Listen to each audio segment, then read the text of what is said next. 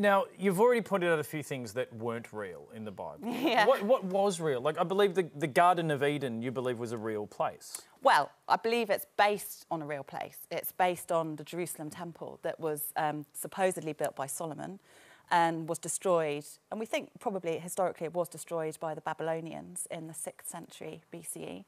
And the temple itself is meant to be like the dwelling place of the god. And like humans, God wants a nice house and he wants a nice garden.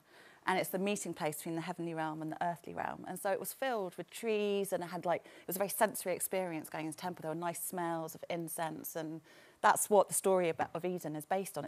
The idea is that human beings, or a king in this case, was in a very privileged position like that with God. He messes up, he gets expelled from the garden, so he's like thrown out of the temple, and that's when the temple historically is destroyed, and the kings of Israel no longer exist.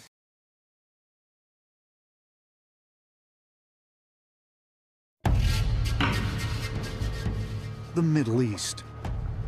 For centuries, archaeologists, theologians, and scholars have debated the location and even the existence of the ultimate of all lost worlds, the biblical Garden of Eden. It was here, according to the Hebrew book of Genesis, that a paradise once existed. A paradise where the first human beings, Adam and Eve, were actually created by God.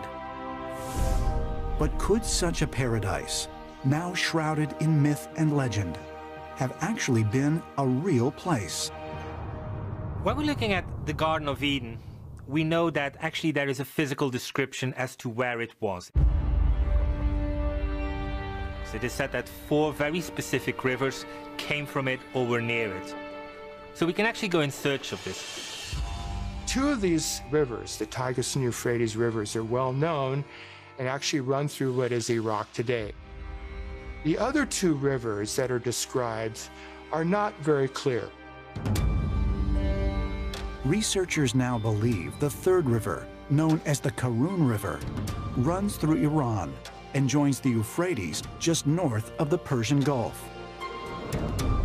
Then, in 2010, satellite imagery revealed a fossil river, or dry riverbed, called the Wadi Batn, that once flowed through northern Arabia and also joined with the Euphrates. Could these 2 rivers have been the location of the Pishon and Gihon rivers, the lost rivers mentioned in the Bible that point to the actual location of the Garden of Eden? When you read the account in Genesis, it says that the 4 rivers formed one river. So very careful reading indicates that the 2 rivers which are today in Iraq, the Tigris and Euphrates, and the one river which is in Iran, the Karun, and the fossil river in Arabia, when you join them up and form one river, it's at the approximate location of northern Persian Gulf. And according to the Bible, that one river flowed through the Garden of Eden.